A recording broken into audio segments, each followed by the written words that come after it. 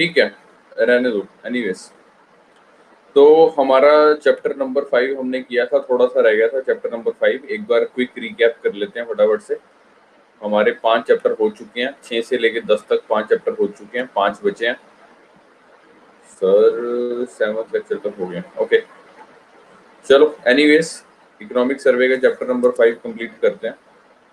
तो last class में हमने आपको बताया था कि चैप्टर नंबर 5 जो है वो health care takes centre stage finally.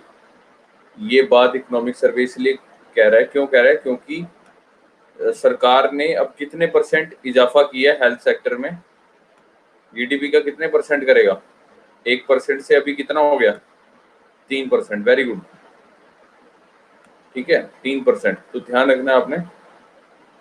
तो इस चैप्टर का जो जिस्ट है वो ये है कि सेलियंसी बाइस नहीं होना चाहिए। सेलियंसी बाइस का मतलब कल मैंने आपको बताया था कि भेड़ चाल, जैसे टिकटॉक में होती है भेड़ चाल, ठीक है, जहाँ पे where policy overweights a recent phenomena, मतलब जो आजकल चल रहा है उसी के अकॉर्डिंग सभी काम ना करें, उस तरह की पॉलिसीज ना बनाए, उस तरह की रिसर्च ना करें, ठीक है, सेम काम ही ना करने लग जो सी चीज चल रही है। जैसे कि हमने एग्जाम्पल लिया था, जैसे कि कोरोना काल चल रहा है, ठीक है, कोरोना काल में सभी अब लोग क्या कर रहे हैं, सारे के सारे मास्क बनाने लगे हुए हैं, क्योंकि मास्क बहुत ज्यादा बिक रहे हैं। सारी कंपनियां पीपी किट बनाने लगी हुई हैं, ठीक है। जितने भी रिसर्च इंस्टीट्यूट्स हैं, रिसर्च ऑर्गेनाइजेशन है, वो सारी क्या कर रही हैं, रेस्पिरेटरी डिसीज के ऊपर फोकस कर रही हैं, ठीक है, जितनी भी रिसर्च ऑर्गेनाइजेशन है, ठीक है। तो इकोनॉमिक सर्वे का ये कहना है कि but what if next pandemic is of a total different type. अगर जो हमारा नेक्स्ट पेंडेमिक होगा, जो अगली बीमारी होगी, जो अगली आपातकालीन सिचुएशन अगर सपोज आए, तो अगर वो दूसरी तरह की हो, तब क्या करोगे, है ना। स्वास्थ्य क्षेत्र में, और इसमें बताया गया है कि स्वास्थ्य क्षेत्र में यानी हेल्थ सेक्टर में सरकारी खर्च बढ़ाकर 3% जीडीपी करना चाहिए, ताकि गरीब की जेब पर बोझ कम हो। ओके, तो इस चैप्टर में हमने ये पढ़ा। अब प्रीलिम्स में किस लिए इम्पोर्टेंट है ये चैप्टर, इसमें डाटा दिया हुआ है ऑन पब्लिक हेल्थ एक्सपेंडिचर के ऊपर, मेंस में इसलिए इम्पोर्टेंट है। जीएस पेपर 1 में पॉवर्टी और डेवलपमेंटल इश्यूज, जीएस पेपर 2 में सोशल सेक्टर पॉलिसी स्कीम्स और डिजाइन इम्प्लीमेंटेशन वीकर सेक्शन, और जीएस पेपर 3 में इंक्लूसिव ग्रोथ, और जीएस पेपर 3 में गवर्नमेंट बजटिंग रिसोर्स मोबिलाइजेशन। जैसे कि मैंने आपको बताया कि अभी 1% से 3% कर दिया गया है, उसको एक्सप्लेन करना है पूरी तरह से, ठीक है। तो फोल्डर सारा आपको इसी में मिल जाएगा इकोनॉमिक सर्वे में। जैसे कि इसमें बताया हुआ है सेलियंसी बाइस का मतलब है कि टिकटॉक वाली भेड़ चाल। इसका सॉल्यूशन क्या है, इसका मतलब अब मैंने आपको बता दिया। अब इसका सॉल्यूशन क्या है कि हर अस्पताल को, एवरी हॉस्पिटल में be equipped so that at least one ward of the hospital can be quickly modified to respond to a national health emergency। हर अस्पताल में एक वार्ड ऐसा हो जो ऐसी महामारियों के लिए इस्तेमाल हो सके, ठीक है, कि कल को क्विकली उसको मॉडिफाई कर दिया जाए उस पर्टिकुलर वार्ड को, ठीक है ना। जैसे कि अभी आपको पता हो कि कोरोना काल में हॉस्पिटल्स में बेड्स की काफी ज्यादा शॉर्टेज हो गई थी, आपको पता हो। तो बड़ी बड़ी जितने भी रिलीजियस इंस्टीट्यूट्स हैं, ठीक है, बड़े बड़े संस्थान हैं, उन सारों ने अपने संस्थानों को चेंज करके वहां पे बेड वगैरह लगवा दिए। Okay, so while caring for the normal diseases in usual times, और सामान्य समय में सामान्य बीमारियों के इलाज के लिए उसका इस्तेमाल हो, लेकिन अगर कोई ऐसी इमरजेंसी आ जाए तो उस वार्ड को फटाफट कन्वर्ट कर दिया जाए। ओके, इंडिया में ये पाया गया है कि नॉन कम्युनिकेबल डिसीजेज ज्यादा है, ठीक है, as compare to communicable disease, जैसे कि कैंसर, हार्ट अटैक, डायबिटीज, ठीक है। These are among the top 10 killers for Indian people, ठीक है, जिसको गैर संचारी बीमारियां बोलते हैं, नॉन कम्युनिकेबल डिसीज। ओके, इससे कई लोग मरते हैं, ये रिसर्च और डेवलपमेंट में पाए गए। ओके, उसके बाद हमने पढ़ा कि हेल्थ सेक्टर में कंफ्लिक्ट ऑफ इंटरेस्ट यानी हितों में टकराव कहाँ पे आता है। इसमें हमने पढ़ा था प्रिंसिपल एजेंट रिलेशनशिप। प्रिंसिपल कौन है यहाँ पे, पेशेंट है, और एजेंट कौन है, हेल्थ केयर प्रोवाइडर यानी डॉक्टर वगैरह ये सब है, ठीक है। इनके बीच में कंफ्लिक्ट ऑफ इंटरेस्ट कब होता है कि जैसा कि आपको पता होगा, मैंने आपको कल भी बताया था कि जैसे कि आप कुछ भी बीमारी लेकर जाते हो डॉक्टर के पास, तो डॉक्टर आपको कहता है कि भाई साहब सबसे पहले आप अपना टेस्ट कराओ, ब्लड टेस्ट कराओ, यूरिन टेस्ट कराओ, लीवर टेस्ट कराओ, दुनिया जहान के thyroid test, uric acid test, दुनिया जहान के टेस्ट लिख देता है, ठीक है। जैसे कि लिखा हुआ pathology labs and pharma companies giving commission to doctors, क्योंकि उनको कमीशन मिलती है भाई, इस वजह से क्या कहते हैं, डॉक्टर स्लिप पे लिख देता है कि भाई ये फलानी लैब से जाओ, ये वहां से टेस्ट कराओ, वहां से टेस्ट बढ़िया होता है, ठीक है, क्योंकि इन लोगों की कमीशन फिक्स होती है। Okay, so unnecessary tests and medicine prescribe, ठीक है, तो बिना मतलब के टेस्ट प्रिस्क्राइब कर देते हैं और मेडिसिन प्रिस्क्राइब कर देते हैं। आपको एक रियल टाइम एग्जांपल बताता हूँ। मेरा फ्रेंड है, उसकी मदर थी हॉस्पिटल में, उनको पैनक्रियास कैंसर था, ठीक है। तो मेरे को अभी भी याद है कि उसने मेरे को बोला कि जाके ना नीचे केमिस्ट की दुकान से ये लिया, टीका लिया, इंजेक्शन लिया। तो उसने स्लिप दी मेरे को और मैं नीचे गया, पीजीआई की बात बता रहा हूँ आपको मैं, चंडीगढ़ पीजीआई की। तो नीचे गया तो उसने इंजेक्शन पता कितने का दिया, 5,000 रुपए का इंजेक्शन था वो, ठीक है, जो दिन में 3 या 4 लगने होते थे, यानी डेली का 20,000 रुपए खर्चा। तो हुआ क्या, इंजेक्शन लेकर आया मैं, 5,000 रुपए का इंजेक्शन लेकर आया, खत्म हो गया था, वो दिया। तो अगले दिन मैं तो 4-5 इंजेक्शन लिया था, यानी 20,000 रुपए का इंजेक्शन लिया था, ठीक है, अगले दिन के लिए भी। तो हुआ क्या, रात को उसकी मदर एक्सपायर हुई।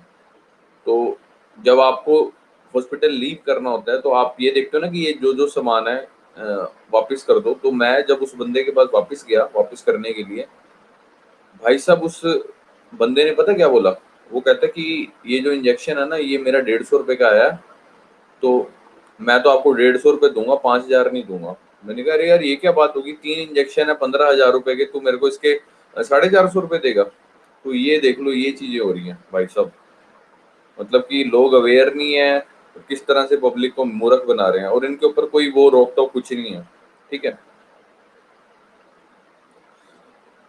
सर अब तो हॉस्पिटल में कोरोना का टेस्ट हलवा जैसे बट्टे हेल सारे पेशेंट्स को। अच्छा समझ नहीं आया यार क्या लिखा हुआ, जैसे कोरोना का टेस्ट हो रहा है, यही कहना चाह रहे हो?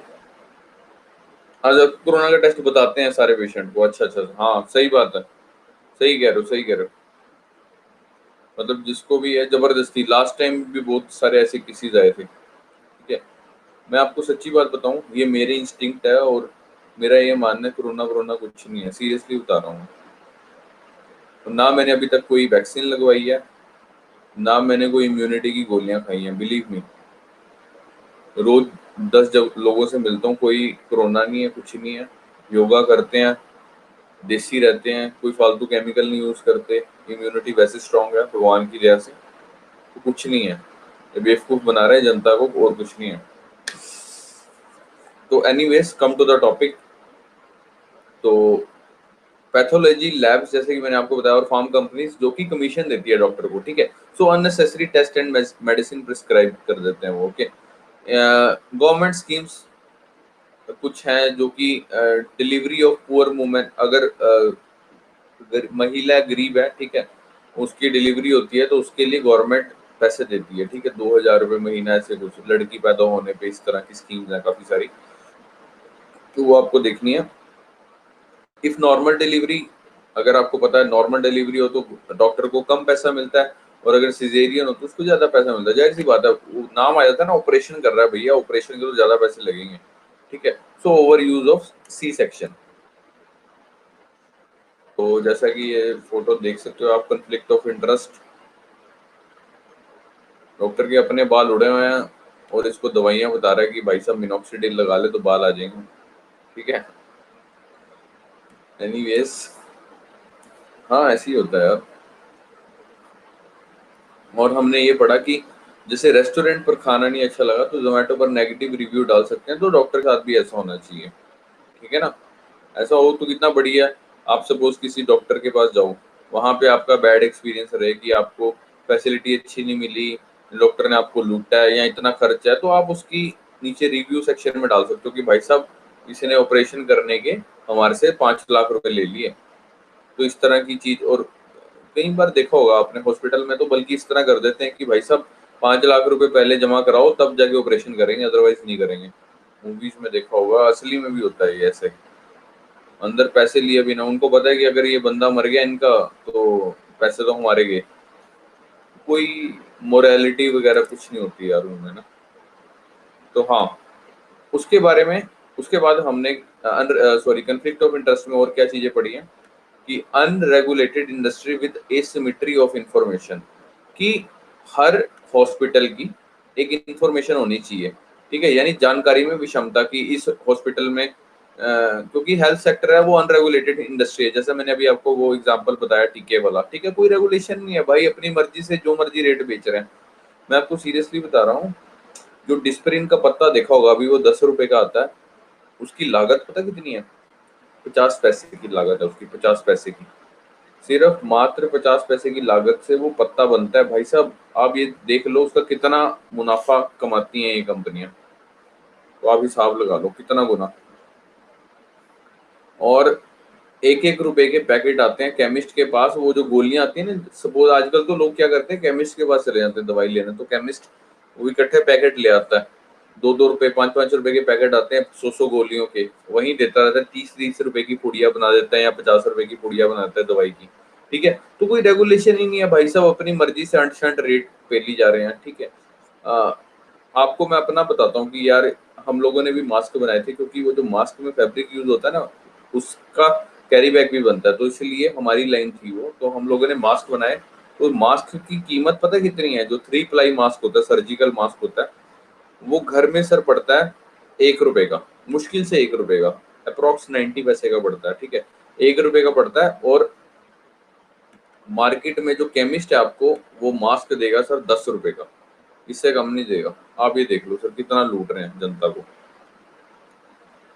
N95 जो पिछले साल बहुत ज्यादा बिके थे, हम लोगों ने भी बनाए थे भाई साहब, उसकी घर में लागत है 7 रुपए, और हम लोग मतलब केमिस्ट को अगर हमें बेचना हो तो हम उसमें 3 रुपए रखते हैं, सिर्फ 10 रुपए में बेचते हैं, और वो आगे जिसके ऊपर प्रिंट रेट 100 रुपए लिखा हुआ है, वो आगे उसको भाई साहब 80 रुपए 90 रुपए, और कोई कोई तो 150-150 रुपए में बेच देते हैं, 7 से 90 रुपए। आप सोच लो कितना ज्यादा मुनाफा कमाते हैं केमिस्ट लोग, डॉक्टर लोग। तो कहने का मतलब है कि अनरेगुलेटेड इंडस्ट्री है विद एसिमेट्री ऑफ इंफॉर्मेशन, एक ही रेट हो ना सभी का, कि हाँ यार मास्क इतने का ही बिकेगा, ये वाली दवाई इतने की ही बिकेगी, कोई इससे ज्यादा नहीं मार्जिन रख सकता। तो ठीक है, जानकारी होनी चाहिए, गवर्नमेंट की साइट्स बनी होनी चाहिए कि हाँ यार ये दवाई इतने की है, जो इससे ज्यादा की बेच रहा है उसके ऊपर रेगुलेशन लगे, उसके ऊपर सख्त कानूनी कार्रवाई करी जाए, ठीक है, तभी फायदा है, ठीक है। और जैसे मैंने आपको बताया कि रेटिंग होनी चाहिए, रिव्यू टाइप मैकेनिज्म होनी चाहिए, डॉक्टर्स के लिए भी हॉस्पिटल्स के लिए भी, ये हॉस्पिटल बढ़िया ये हॉस्पिटल घटिया है, ठीक है, आंखों के लिए ये हॉस्पिटल बढ़िया है। रेटिंग्स देख लो ना, जैसे जोमेटो पे आप लोग क्या करते हो, अब जैसे सपोज मैं जलंधर क्लासेस लगाने जाता था, उस टाइम की बात बता रहा हूँ जब नॉनवेज वगैरह बड़ा खाता था मैं, तो रात को रेटिंग चेक करनी कि किसकी ज़्यादा बढ़िया है, चिकन बिरयानी किसकी बढ़िया है, तो भाई साहब वहीं पे क्लिक करना और चिकन बिरयानी आ जाती है रूम पे, ठीक है।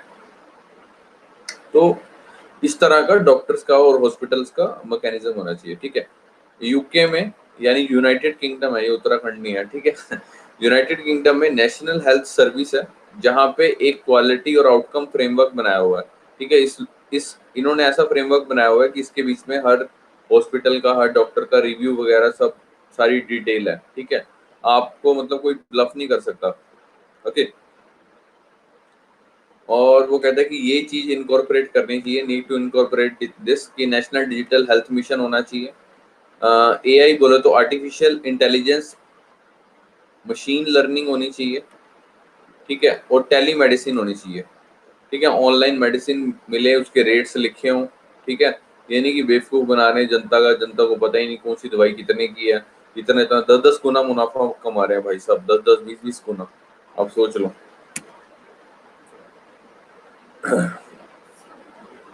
उसके बाद बारी आती है sir, there is also mismatch of doctor versus nurses, ठीक है।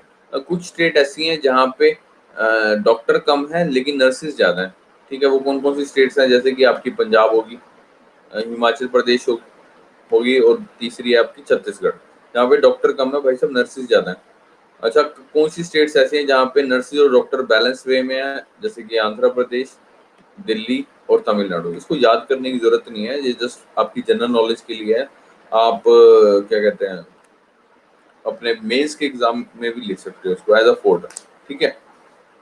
प्री के लिए कोई इंपॉर्टेंट नहीं, कोई नहीं पूछ रहा है ऐसे कि डॉक्टर कहाँ पे ज्यादा है और नर्सेस कहाँ पे कम है, ऐसा कुछ नहीं पूछ रहा, ठीक है। तो जैसे कि मैं आपको शुरुआत में बता चुका था कि पब्लिक हेल्थ केयर एक्सपेंडिचर पे, जैसे कि गवर्नमेंट का एक्सपेंडिचर यानी परसेंटेज ऑफ जीडीपी 1% से 3% कर दी गई है, ठीक है। तो इसका आउटकम क्या होने वाला है? इसका आउटकम क्या होने वाला है? जो गरीब की जेब से जो खर्च होता था वो 65% से घटकर कितना हो जाएगा? 30%, 30% हो जाएगा। Okay, patient out of pocket expenditure 65% से घट के कितना हो जाएगा? 30%, क्योंकि गवर्नमेंट का एक्सपेंडिचर कितना हो गया? 1% से 3%। ये वैसे ना पेपर में अच्छी लगती हैं बातें, असली में इम्प्लीमेंट होने में ना बहुत टाइम लग जाता है, और ये तो अच्छे से इम्प्लीमेंट होती नहीं है।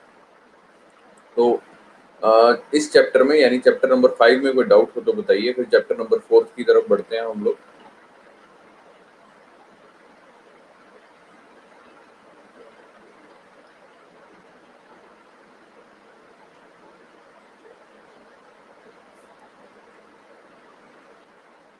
इसमें कोई डाउट हो तो बताइए।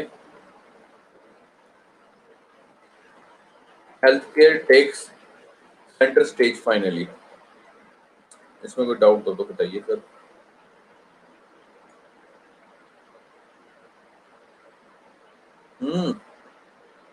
बोलिए बच्चा लोग, कहाँ चले गए?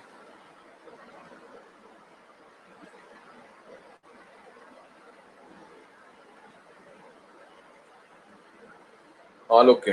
ओके, समझदार हो गया तुम तो। आ जाओ फिर सर चैप्टर नंबर 4 पे। हमारा इकोनॉमिक सर्वे खत्म होने की तरफ, यानी 5 से लेकर 10 तक चैप्टर हमारे कंप्लीट हो चुके हैं, चौथे की तरफ है, यानी 4 चैप्टर रह गए हमारे, 1 2 3 4। तो कोशिश करेंगे आज चौथा और तीसरा चैप्टर खत्म हो जाए। छोटे छोटे चैप्टर हैं, ज्यादा बड़े नहीं है।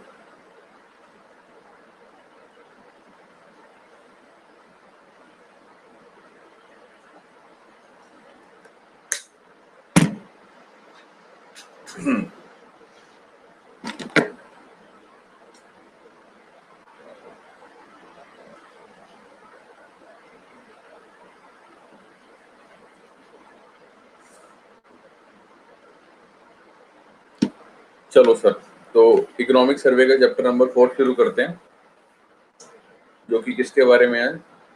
इनइक्वालिटी एंड ग्रोथ, कन्फ्लिक्ट और कन्वर्जेंस। इनइक्वालिटी जिसको असमानता कहते हैं, ठीक है। ग्रोथ का मतलब आपको बताइए, ठीक है। इस चैप्टर में क्या दिया हुआ है सर? इस चैप्टर में दिया हुआ है what is BPL, below poverty line, गरीबी रेखा से नीचे किसको माना जाता है? यानी गरीब, हमारे देश में गरीब की क्या डेफिनेशन है? गरीब की क्या डेफिनेशन है? अगर आप एक महीने में इतना पैसा भी खर्च नहीं कर पाते तो आप गरीबी रेखा से नीचे हैं। कितना पैसा? गांव में 816 रुपए, अगर आप 816 रुपए महीने में खर्च नहीं कर पाते ना तो आप गरीब हो सकते। और शहरों में अगर आप 1000 रुपए से 1000 रुपए खर्च नहीं कर पाते तो आप अमीर हो, ओ सॉरी गरीब हो, अगर 1000 रुपए भी खर्च नहीं कर पाते। तो इफ यू कांट स्पेंड, ये देख लो मैंने हाईलाइट किया हुआ है, if you can't spend even this much per month. और ये फॉर्मूला किसने दिया था? सुरेश तेंदुलकर। आपका होमवर्क है कि तेंदुलकर कमेटी के बारे में आपने बताना है मेरे को, नोट्स बना के, लिस्ट बना के आपने मेरे को असाइनमेंट सेंड करनी है। तेंदुलकर कमेटी, सुरेश तेंदुलकर। सुरेश तेंदुलकर कमेटी के अनुसार 21.9% पॉपुलेशन है जो इंडिया की, वो बिलो पॉवर्टी लाइन है, यानी 2011 के सेंसस के अकॉर्डिंग। तो याद रखना, तेंदुलकर कमेटी के बारे में आपने असाइनमेंट सेंड करनी है मेरे को, ठीक है। और लेकिन तेंदुलकर कमेटी का फ्लॉ क्या था? तेंदुलकर ने भाई साहब ये लगाया कि भाई साहब अमीर आदमी, और सॉरी शहरों में अगर आदमी 1000 रुपए नहीं खर्च कर पाता तो वो गरीब है, ठीक है। और गांव में अगर 816 रुपए खर्च नहीं कर पाता तो वो गरीब है, गांव में और शहरों में, ठीक है। ये आपको याद होनी चाहिए फिगर, 816 और 1000, ठीक है। लेकिन इस तेंदुलकर कमेटी का फ्लॉ क्या है कि इफ समवन कैन स्पेंड 1000, अगर एक बंदा सिर्फ 1001 रुपया ही खर्च कर पाता है तो उसको अबव पॉवर्टी लाइन मान लिया जाएगा, है ना। तो ये तो भाई साहब बड़ी इनइक्वालिटी वाली बात होगी, असमानता वाली, है ना। वो कहेगा सिर्फ 1 रुपया मेरे से ज्यादा है और इस बंदे को सारी सुविधाएं मिल रही है, ये तो बिलो पॉवर्टी लाइन है, इसको भाई साहब सिलेंडर भी सस्ते में मिल रहा है, इसको राशन भी सस्ते में मिल रहा है, इसका कार्ड बना हुआ है, इसको और भी दुनिया जहान की सुविधाएं मिल रही है सरकार की तरफ से, और मैं सिर्फ 1 रुपये फालतू खर्च कर पा रहा हूँ इसके कंपेरेटिवली, और मेरे को सुविधाएं नहीं मिल पा रही। फर्क तो है नहीं ना ज्यादा, सिर्फ 1 रुपए का फर्क है, और वो बेचारा अबव पॉवर्टी लाइन में हो गया। तो ये फ्लॉ है तेंदुलकर कमेटी में, समझ में आया? तो इस चीज को कहते हैं इनइक्वालिटी, यानी असमानता इससे बढ़ रही है। ये समझ में आया? आगे चलें फिर। बिलो पॉवर्टी लाइन का समझ में आया कि बिलो पॉवर्टी लाइन किस बंदे को बोला जाएगा? जो गांव में 816 रुपए भी खर्च नहीं कर पाता वो गांव में गरीब माना जाएगा, और शहर में जो 1000 रुपए खर्च नहीं कर पाता उसको शहर में गरीब माना जाएगा। ये मेथड किसने दिया? तेंदुलकर साहब ने दिया। तेंदुलकर कमेटी के बारे में आपने असाइनमेंट मेरे को लिख के भेजनी है आपको, इसके इंपॉर्टेंट पॉइंट्स, ठीक है, कि क्या क्या मेथड उसने यूज किए हैं, ठीक है, ये क्राइटेरिया निकालने के लिए 816 और 1000 वाला। तो और हमने फ्लॉ क्या पढ़ा इसका, यानी कमी क्या है तेंदुलकर के मेथड में? If someone can spend 1001 rupees he is above poverty line, and that's could produce the inequality. Okay, तो आगे चलते हैं सर। यूनाइटेड किंगडम की एक एनजीओ है जिसका नाम है ऑक्सफैम, इसने इनइक्वालिटी रिपोर्ट निकाली है, ठीक है, जो कि इकोनॉमिक सर्वे में आपकी लिखी हुई है। 2020 जनवरी में ये रिपोर्ट निकली है। ऑक्सफैम नाम की एक एनजीओ है, उसका कहना है कि भैया भारत में जो 1% भारतीय हैं, ठीक है, उनके पास 4 गुना ज्यादा पैसा है किनसे? 70% ऑफ पुअर पीपल से, ठीक है, 4 गुना ज्यादा पैसा है सिर्फ 1% लोग पे, ठीक है। अच्छा, आपने ये बात सुनी होगी कि अमीर आदमी और अमीर होता जा रहा है और गरीब आदमी और गरीब होता जा रहा है, ऐसा कहते हैं। हमने सुना होगा, घर में कहीं पापा बोलते हैं, घर में कोई ना कोई आस पड़ोस में बोलता है कि अमीर आदमी तो यार और ही अमीर हो जा रहा है, गरीब आदमी और ज्यादा गरीब हो जा रहा है। तो अमीर आदमी का अमीर होना गलत बात है या सही बात है? बताओ मेरे को। अमीर आदमी का अमीर होना सही बात है या गलत बात है? जो बताएगा ना इसका आंसर यस या नो में, वाक्य में उसको बात समझ आ गई है। दोबारा ध्यान से सुनो मेरा क्वेश्चन। मेरा क्वेश्चन क्या है कि अमीर आदमी का अमीर होना और ज्यादा अमीर होना देश के लिए, हमारे देश के लिए सही बात है या गलत बात है? Because he has surplus income to invest. बिल्कुल सही बोला, थोड़ा सा और सही बोला, बिल्कुल सही बोली, आपकी बात बिल्कुल ओके है। Personally it is right but it affect another person, that is wrong. नहीं नहीं नहीं नहीं, आपका पड़ोसी अमीर हो रहा है, इससे आपको क्या दिक्कत होगी? मेरे को ये नहीं समझ में आया, बताएंगे मैम? ये तो जलन होती है। अगर आपका पड़ोसी अमीर हो रहा है तो उससे आपको क्या दिक्कत है? मतलब उसको जलन कहते हैं देवी जी। अच्छा, ये ना मैंने देखा औरतों में होती है जलन, है ना? मेजोरिटी नहीं, रॉन्ग कैसे है? रॉन्ग कैसे है देवी जी? मैं पूछ रहा हूँ गलत कैसे है आपके साथ? मतलब क्या गुनाह कैसे हो रहा है? एक आदमी अमीर हो रहा है तो इससे आपको क्या दिक्कत हो रही है? मतलब आप भी काबिल बन सकते हो, आप भी, ऐसा तो है नहीं कि आप नहीं अमीर बन सकते, आप भी अमीर बन सकते हो ना।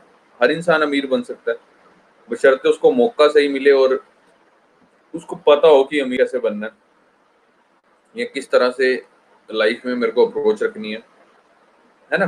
जैसे मैंने देखा औरतों में रहती है जलन वाली भावना ना, बंदों में नहीं रहती। आप कभी जलन का एग्जाम्पल देखना हो ना, किसी शादी में चले जाना, भाई साहब, इतना आदमी नहीं औरतों को देखता जितनी औरत औरत को देखती है, कि उसने कौन सा सूट पहना हुआ है, उसने कौन सा शरारा पहना हुआ है, उसने कौन सा लहंगा पहना हुआ है। बंदे का ना, मेरे को सीरियसली नहीं याद कि मेरे दोस्त ने परसों रात को कौन सी शर्ट पहनी हुई थी, लेकिन इनको 2 महीने बाद भी पूछ लोगे ना कि हाँ ये सूट तो तूने वो वाली शादी में पहना हुआ था, अच्छा दोबारा रिपीट कर लिया क्या? तो इस डर के मारे ना बेचारी रिपीट सूट पहनती नहीं है। तो हेमराज जी भैया क्या कह रहे हैं, रिच पीपल से जीडीपी बढ़ेगा गवर्नमेंट का, जिससे पुअर लोगों का स्कीम भी बढ़ेगा।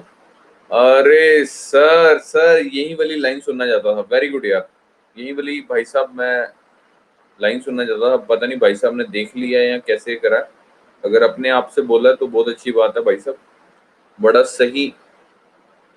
हाँ बिल्कुल सही बोला हरसिमरन, आप ये देखो ना, आप ये देखो, अमीर आदमी जब अमीर होगा, देखो अमीर आदमी, मैं अमीर हो रहा हूँ तो मेरे पे गवर्नमेंट टैक्स भी तो लगाएगी बहुत ज्यादा, है ना।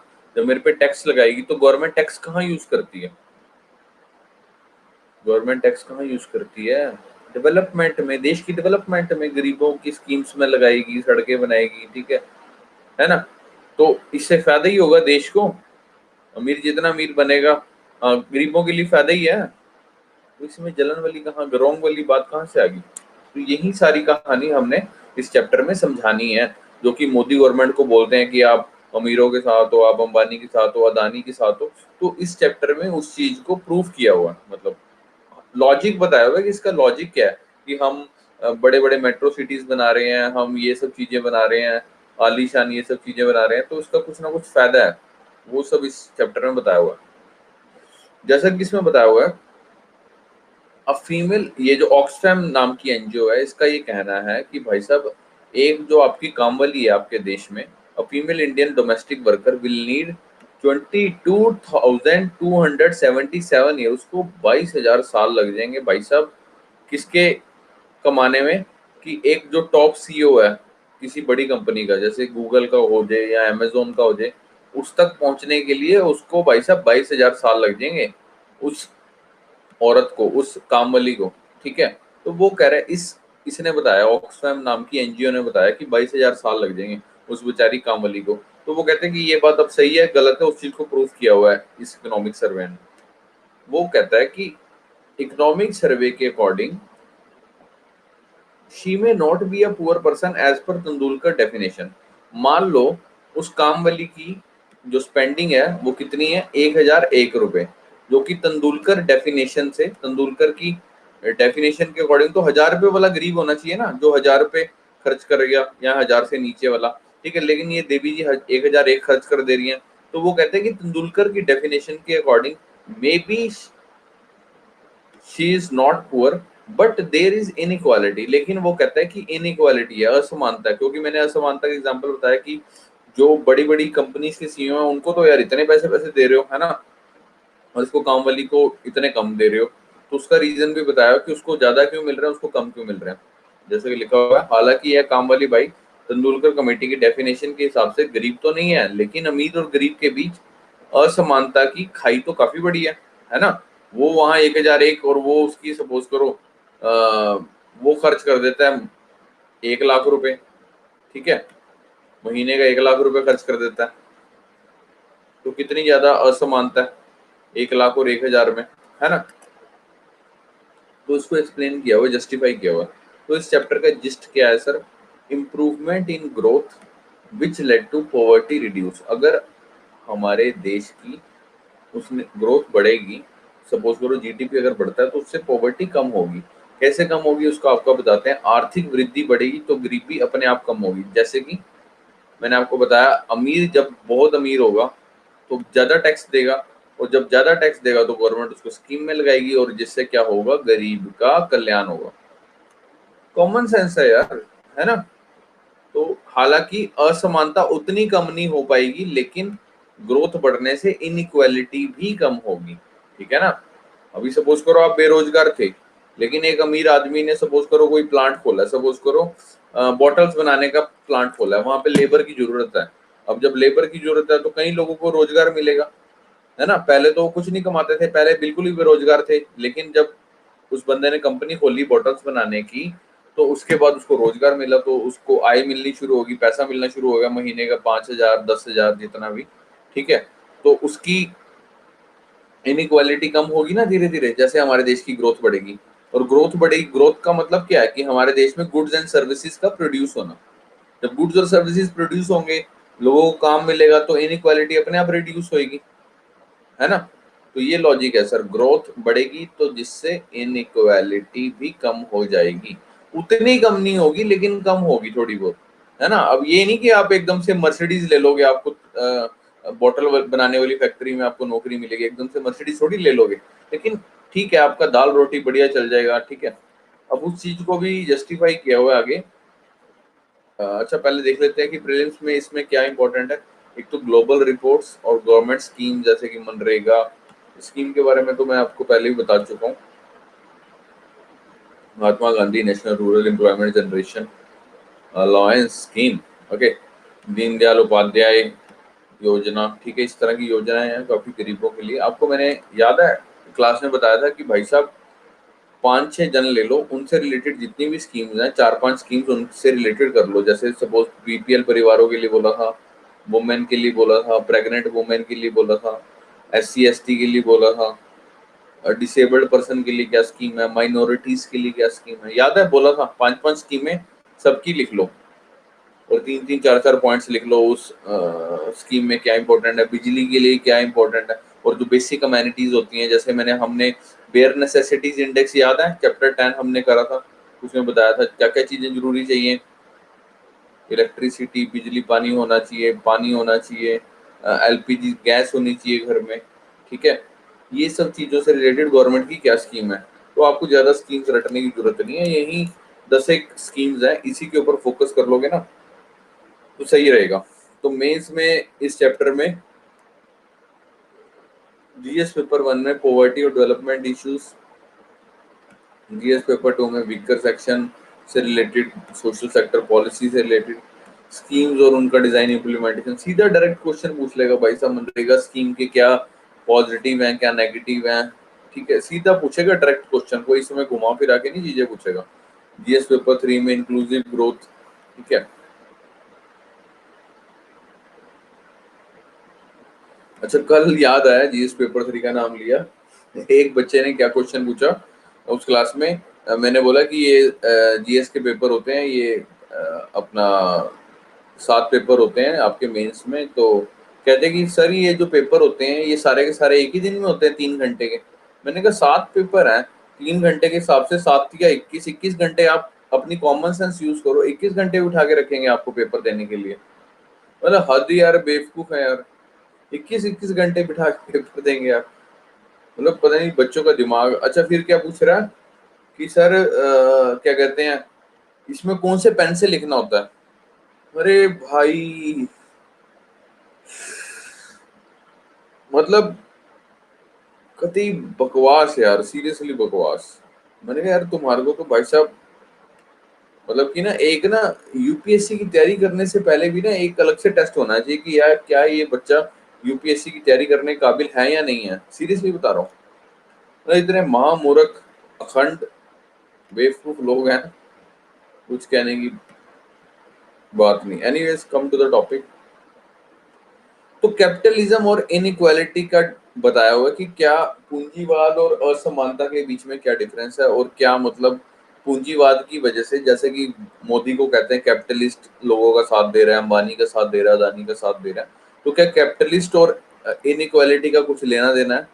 कैपिटलिज्म का मतलब समझ समझ में आता है आपको। पूंजीवाद जैसे मैंने आपको बताया था, कैपिटलिज्म का क्या मोटिव होता है, प्राइम मोटिव क्या होता है, प्रॉफिट एट एनी कॉस्ट, याद है आपको, मैंने आपको बताया था। फेयर एंड लवली वाला एग्जांपल दिया था, भाई साहब काले को गोरा बनाया 21 दिनों में। हमारे बगल में भैंस रहती थी, उसको तो मैंने फेयर एंड लवली लगाई 4 साल, अभी तक तो गोरी नहीं हुई, ठीक है। अगर तुम्हारी फेयर एंड लवली में इतना ही दम है तो जाके अफ्रीका में बेच दो, तब तो माने भी, ठीक है। तो कैपिटलिज्म का प्राइम मोटिव क्या होता है, प्रॉफिट एट एनी कॉस्ट, ठीक है। तो इस तरह की ये चिकनी चुपड़ी एड्स देख के कुछ भी प्रोडक्ट मत खरीदें, मैं पहले ही बता चुका हूँ।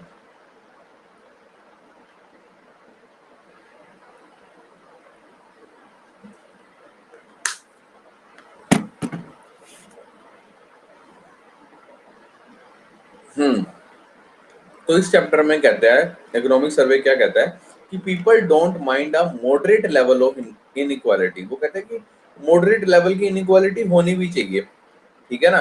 सारे अगर बिल्कुल इक्वालिटी हो जाए, सबके पास ही 5-5 करोड़ रुपए, सपोज करो सबके पास ही 100-100 करोड़ रुपए आ जाए, सपोज करो हमारी 130 करोड़ की आबादी है, सपोज करो सारे के पास ही 100-100 करोड़ रुपए आ जाए, सारे अमीर हो जाएंगे। भाई साहब काम कौन करेगा, घर में काम कौन करेगा, बाकी काम कौन करेगा, सारे कहेंगे मैं तो अमीर हूं, मेरे को तो काम करने की जरूरत ही नहीं है। तो इसलिए people don't mind a moderate level of inequality. जैसे कि एग्जांपल दिया हुआ, fairness reflected in the idea that people with certain abilities deserve more than others. If worker gets $1, then CEO gets $7. वो कहते हैं कि भाई साहब अगर एक बंदे में एबिलिटी ज्यादा है, अब सपोज करो आप आईएएस ऑफिसर बन गए, आपकी 1 लाख रुपए तनख्वाह है, तो भाई साहब आपने पढ़ाई की है ना, झक मारी है कितने टाइम किताबों में, तब आपकी जाके 1 लाख रुपए तनख्वाह है, ठीक है। और आपकी काम वाली की मान लो महीने की 5,000 रुपए तनख्वाह है, ठीक है।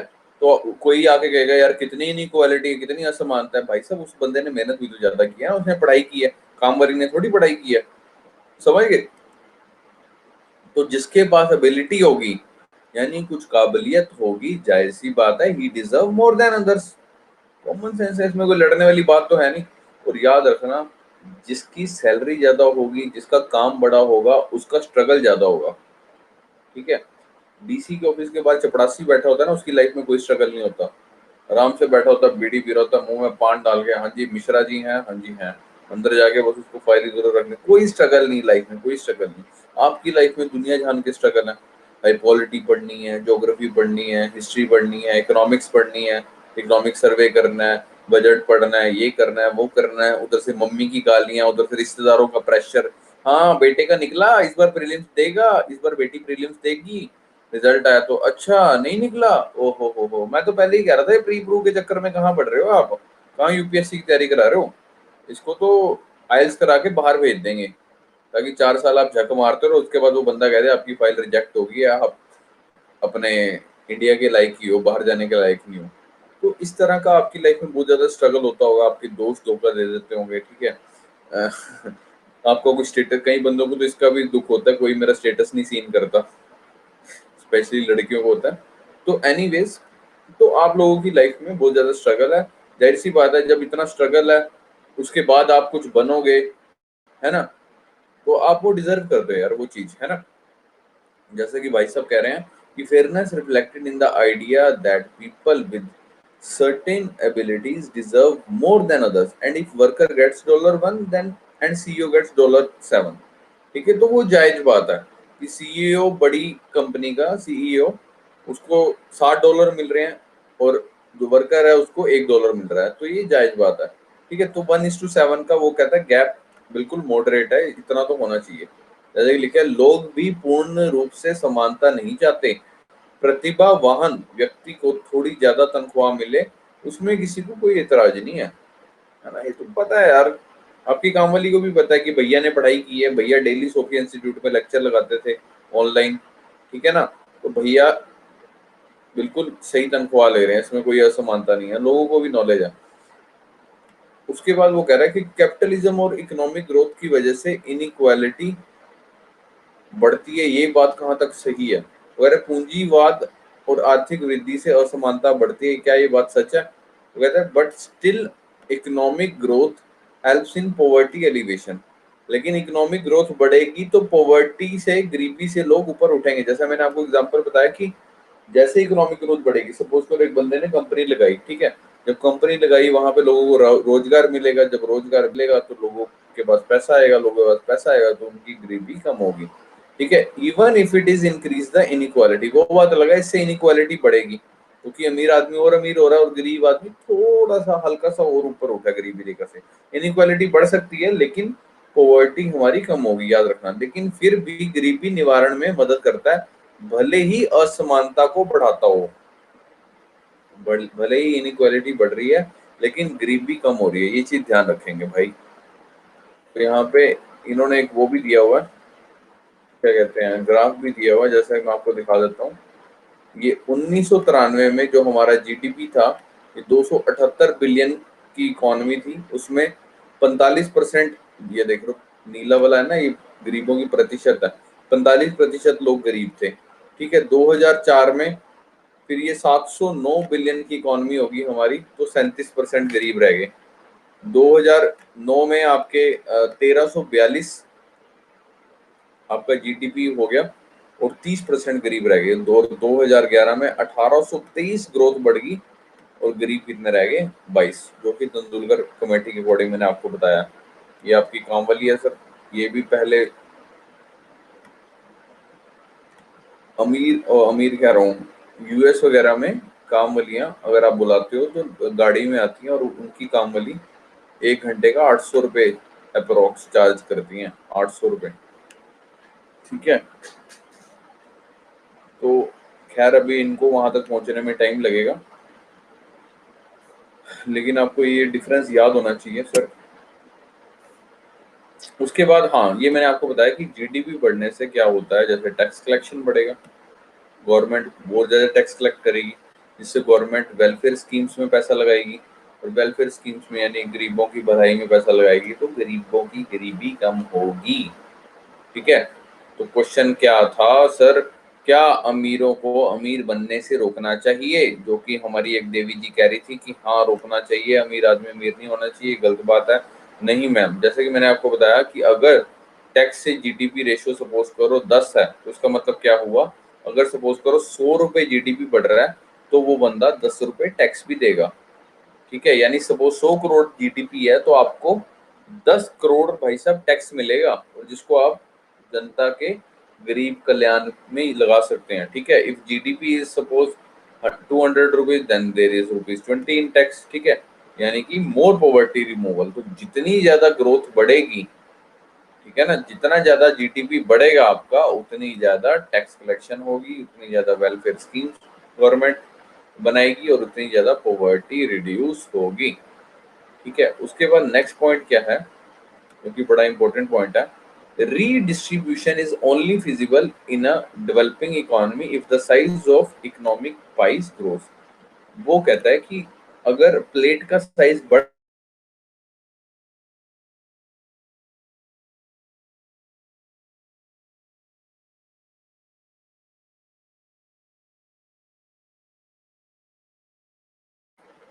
अरे यार एक सेकेंड यार, एक सेकेंड, अभी आ रही है वॉइस, वो बीच में कॉल आ गया था यार किसी का।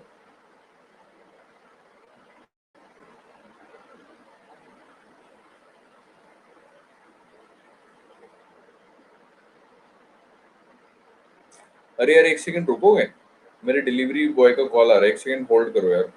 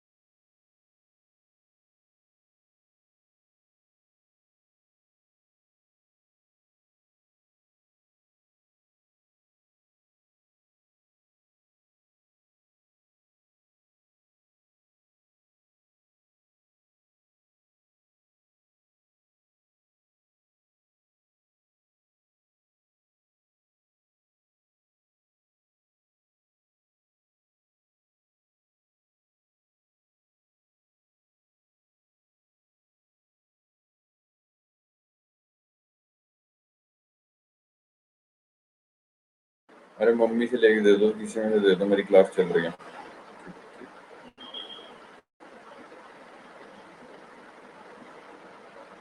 हाँ सॉरी फॉर द डिस्टरबेंस यार। अभी ऑल क्लियर है, अभी वॉइस आ रही है सभी को, कोई दिक्कत तो नहीं, अभी क्लियर है। वो एक्चुअली जूते मंगवाए हुए थे यार, तो उसका वो कॉल आ रहा था डिलीवरी बॉय का कि भैया भैया जूते ले आए आपके, सॉरी फॉर इनकन्वीनियंस। तो ये आपका बता रहे थे, क्या बता रहे थे, हाँ, तो जीडीपी बढ़ेगा तो जिससे टैक्स कलेक्शन बढ़ेगी, जिससे गवर्नमेंट जनता के गरीब कल्याण में लगाएगी, गरीब कल्याण योजनाएं बनाएगी, जिससे पॉवर्टी कम होगी। ठीक है, हाँ, तो मैं ये बता रहा था कि redistribution is only feasible in a developing economy if the size of the economic pi growth. अगर सपोज करो छोटी सी थाली है, अगर मैं कहूँ कि यार तुम 10 लोगों को इस छोटी सी थाली में खाना है, तो सबके हिस्से में थोड़ा थोड़ा आएगा, है ना, जो जिसने ज्यादा पैसे डाले होंगे वो ज्यादा बाइट ले लेगा, और बेचारे जो बाकी गरीब बच जाएंगे उनके हिस्से में कम आएगा। अब सपोज करो बड़ी थाली है, ठीक है, अब बड़ी थाली है, अब बड़ी थाली जितनी बड़ी थाली होगी उतना ज्यादा हिस्से में आएगा, है ना, उसकी उतनी बाइट ज्यादा मिलेगी उस गरीब आदमी को। तो यही बात वो कह रहा है, थाली का आकार जितना बड़ा होगा तभी भोजन का पुनर्वितरण ज्यादा हो सकता है। ठीक है, रीडिस्ट्रीब्यूशन, इस बात का ये मतलब है, redistribution is only feasible in a developing economy if the size of the economic pie grows. जैसे इकोनॉमिक बढ़ेगी आपकी, जैसे ही जीडीपी ग्रोथ बढ़ेगी, तो गरीबों का कल्याण बट ऑब्वियस है, होएगा ही होएगा। जैसा कि चाइना की इकोनॉमिक ग्रोथ बढ़ी है, एग्जांपल हमने चाइना के लिए, चाइना की इकोनॉमिक ग्रोथ बढ़ी है, जिससे जो कि हेल्प की है उसने पॉवर्टी एलिवेशन में, यानी कि गरीब कल्याण में, जिससे हेल्प हुई है। ओके, तो ये है था सर हमारा चैप्टर नंबर 4। इसमें वही बताया कैपिटलिज्म इनइक्वालिटी के बारे में, ठीक है, स्कीम्स के बारे में बताया, मनरेगा वगैरह। ओके, इनइक्वालिटी और ग्रोथ का क्या रिलेशन है, ग्रोथ बढ़ेगी तो क्या इनइक्वालिटी घटेगी, पॉवर्टी एलिवेशन होगी, तेंदुलकर कमेटी के बारे में आपको R&D करनी है, उसके बारे में लिखना है। ओके, तो ये सब कहानी थी। इस चैप्टर में कोई डाउट हो तो बताइए सर, बताइए सर। देवियों सज्जनों, 5 से 10 हमारे क्लियर हो चुके हैं, चौथा हमारा क्लियर हो चुका है, बचे हमारे 1, 2 एंड 3। तो थर्ड चैप्टर शुरू करते हैं। इसमें कोई डाउट हो तो बचा लो।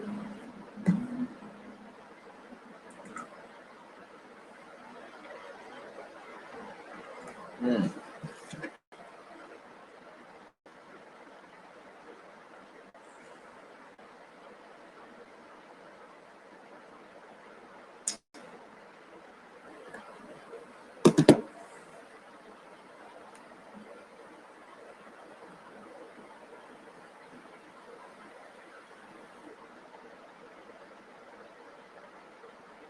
तो अब बारी आती है सर चैप्टर नंबर 3 की। ठीक है, थोड़ा सा पढ़ते हैं फिर आगे चलते हैं। हाँ, तो चैप्टर नंबर 3 की हेडिंग क्या है? Does India sovereign credit rating reflect its fundamental? तो आंसर है नो। इसका मतलब क्या है कि इंडिया की जो सॉवरीन क्रेडिट रेटिंग होती है, ये आपने सुनी होंगी यार, इस तरह की मूडीज करके और ऑर्गेनाइजेशन, ठीक है, ये मूडीज, फिच, ये सॉवरीन रेटिंग्स देती हैं। Moody, Fitch, S&P, standard and poor, ठीक है, ये क्या है, सोवरीन क्रेडिट रेटिंग देती है। वो कहता है कि इस चैप्टर का जो है सारांश वो ये है कि क्या इनसे इंडियन गवर्नमेंट को इनकी जो रेटिंग होती है इसके अकॉर्डिंग इंडिया काफी पुअर है, ठीक है, और इंडिया में इन्वेस्ट नहीं करना चाहिए। वो कहता है कि क्या इंडिया की sovereign credit rating reflect its fundamental, क्या उससे ये पता चलता है कि भाई साहब इंडिया कितना गरीब है, कितनी दिक्कतें हैं वहां पे इन्वेस्ट नहीं करना चाहिए? तो वो चैप्टर कहता है कि नहीं, ऐसा कुछ नहीं है। पहले बात आप ये समझ लो कि सोवरीन क्रेडिट रेटिंग होती क्या है। सोवरीन क्रेडिट रेटिंग क्या होती है सर? सोवरीन क्रेडिट रेटिंग होती है, it seek to quantify issuers ability to meet the debt obligation when favorable. These can facilitate countries access to global capital markets and foreign investment। ठीक है, मतलब कि suppose करो आपके देश में कोई बंदा इन्वेस्ट करना चाहता है, ठीक है, तो वो करे या ना करे, वो ये रेटिंग्स बताती हैं, ठीक है, कि मतलब कि यहाँ पे पैसा फंसने के चांसेस ज्यादा है या कम है, इस देश का क्या कहते हैं अपना, इसके ऊपर, इस देश के ऊपर कितना कर्ज है, कितना नहीं है, तो ये सारी रेटिंग्स बताती हैं। फैच होगी, मूडीज होगी, स्टैंडर्ड एंड पुअर। तो या आपको बस ये याद रखना, सोवरीन क्रेडिट रेटिंग कौन बताता है, सोवरीन क्रेडिट रेटिंग होती क्या है, और ये रेटिंग कैसे देते हैं वो भी आपको बताएंगे। तो वो कहता है कि सोवरीन क्रेडिट रेटिंग का भाई साहब गवर्नमेंट, मतलब उसके जो नेगेटिव फीडबैक आए हैं इंडिया के लिए, उससे क्या हमारे देश के जो सिद्धांत है, जो फंडामेंटल्स हैं, उस पर कोई फर्क पड़ना चाहिए? तो इकोनॉमिक सर्वे कहता है कि नहीं पड़ना चाहिए। तो इस चैप्टर का जिस्ट क्या है सर? मान लो सलमान खान की मूवी को इंडियन एक्सप्रेस ने 0 स्टार दे दिया, ठीक है, लेकिन तब भी सलमान खान ने 100 करोड़ कमा लिया, तो इसका मतलब ये है कि सलमान खान कल को इंडियन एक्सप्रेस से डर के दोबारा मूवी नहीं बनाएगा? ऐसा होगा क्या कि भाई साहब मेरी तो रेटिंग बड़ी पुअर है, मेरी जो कौन सी मूवी आई थी यार, उसके पीछे बड़ी घटिया थी, चली नहीं, एक वीर मूवी थी सलमान खान की, और एक और थी अभी पीछे आई थी यार, सुहेल खान के साथ आई थी ना मूवी, बड़ी घटिया थी, चली भी नहीं, मतलब काफी ज्यादा क्रिटिसाइज किया गया था उसको कि यार बड़ी बेकार सी मूवी है, जिसमें वो पागल सा होता है जिसका भाई मर जाता है, फौज फूज में होता है। चलो एनीवेज, नहीं पता तो तो इस तरह की क्या दोबारा सलमान खान क्या मूवी नहीं बनाएगा क्या डर के मारे? नहीं सर, बिल्कुल बनाएगा। तो इसलिए गवर्नमेंट भी बोरो कर सकती है बाहर से पैसा, ठीक है, for post corona recovery without worrying too much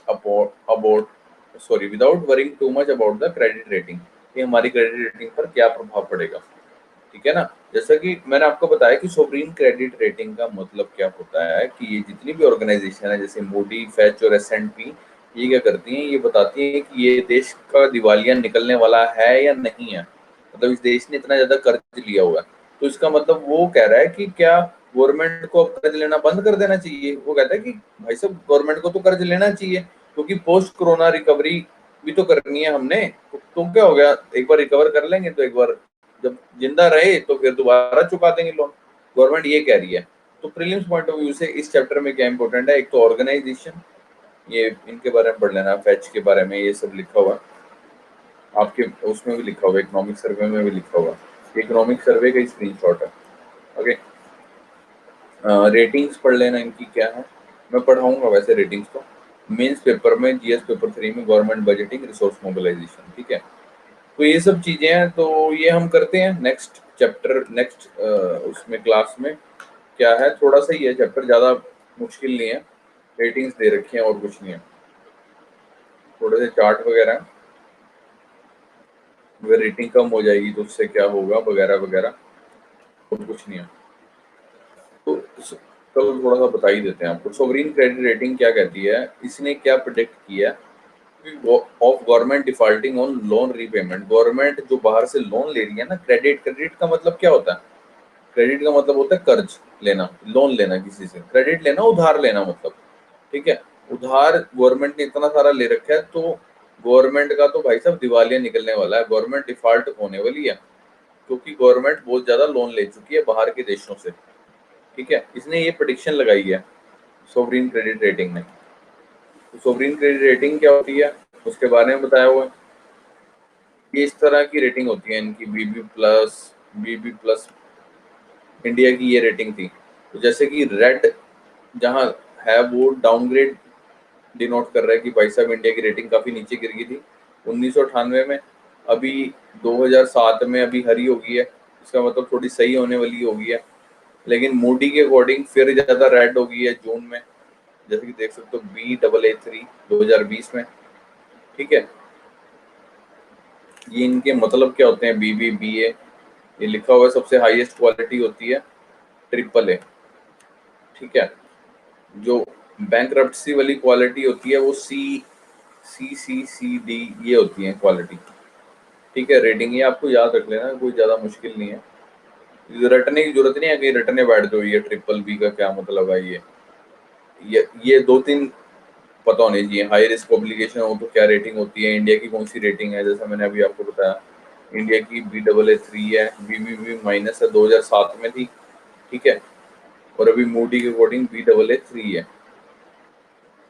BAA3 हो तो इसका मतलब क्या होता है कि इंडिया की एडिक्वेट पेमेंट कैपेसिटी है अभी, तो चल सकता है। और BBB- का मतलब क्या है, जैसे BBB- दिया हुआ है, तो इसमें भी इसके बाद क्या है आ जाएगा कि इंडिया को ऑब्लिगेशंस लग जाएंगी कि भाई साहब अब आपको कर्ज चुकाना है, आप कैसे चुकाओगे। ठीक है, उसके ऊपर ऑब्लिगेशंस लगाएंगे कि इस जगह इन्वेस्ट करना है, इस जगह इन्वेस्ट नहीं करना। तो ये कुछ रेटिंग्स हैं आपको याद करनी है एट एनी हाउ। और इसमें सोवरीन रेटिंग में ये बताया हुआ है कि यूएस में आप इन्वेस्ट करो, वहां पे वेरी सेफ इन्वेस्टमेंट है। ठीक है, ये इकोनॉमिक सर्वे ने नहीं बताया हुआ, ये उन्होंने बताया हुआ है सोवरीन क्रेडिट रेटिंग में। ठीक है, तो इंडिया वो कहते हैं कि अभी इस तरफ है, और इसके बाद अगर जैसे ही नीचे अगर गया, अगर if one more step down, अगर एक बार और नीचे गया तो जंक स्टेटस में आ जाएगा भाई साहब इंडिया। ठीक है, और इससे होता क्या है सर कि हमारी जो रेटिंग कम हो रही है, इससे होता क्या है, अगर रेटिंग जब गिरती है ना, आपकी सोवरीन क्रेडिट रेटिंग गिरती है, तो ये बहुत ज्यादा बुरा होता है वैसे देश के लिए। लोगों में ये होता है कि यार इंडिया में इन्वेस्ट करने लायक कंट्री नहीं है, फ्लाइट ऑफ फॉरनर्स वीक रूपी, क्योंकि फॉरनर कम इन्वेस्टमेंट करना शुरू कर देते हैं। ठीक है, वीक रूपी, एक्सपेंसिव इंपोर्ट्स हो जाते हैं, प्रीवियस लोन की रीपेमेंट्स करनी होती है गवर्नमेंट को। ठीक है, सरकार गरीबों के कल्याण में पैसे लगा नहीं पाती थी कि government will have to increase interest for next set of government security to attract investor. Government फिर इंटरेस्ट ज़्यादा देती है, कहते हैं कि ये हमारी क्या कहते हैं सिक्योरिटीज बाय कर लो और इस पे हम आपको इंटरेस्ट देंगे, ठीक है, जिससे ताकि लोग ज़्यादा गवर्नमेंट सिक्योरिटी में इन्वेस्ट करें।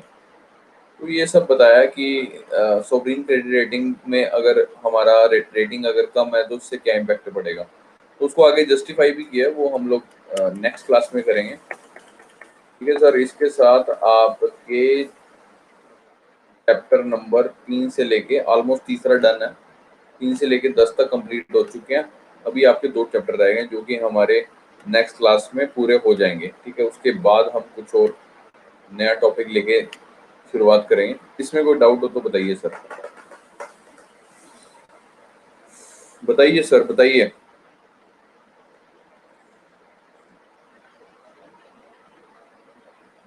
No doubt. So shall we leave?